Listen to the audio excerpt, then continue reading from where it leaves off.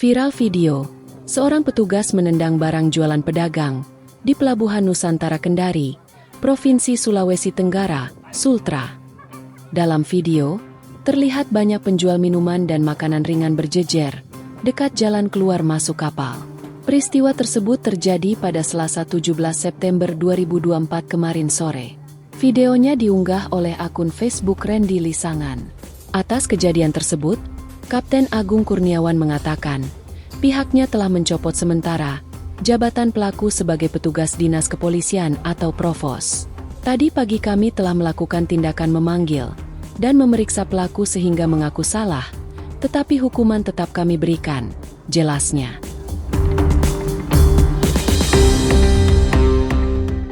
Diketahui, oknum tersebut merupakan anggota Kesatuan Penjagaan Laut dan Pantai Republik Indonesia atau KPLP. Sementara itu, Kantor Syah Bandar dan Otoritas Pelabuhan atau KSOP Kelas 2 Kendari memberi sanksi atas perbuatan oknum petugas yang menendang dagangan penjual di Pelabuhan Nusantara Kendari. Itu terjadi kemarin, pada waktu dia pengamanan keberangkatan kapal. Ini karena faktor emosi sesaat, sehingga melakukan tindakan tersebut, tetapi itu tindakan yang salah, kata Kepala Seksi KBPP KSOP Kendari, Kapten Agung Kurniawan dilansir tribunnews.sultra.com, Rabu 18 September 2024.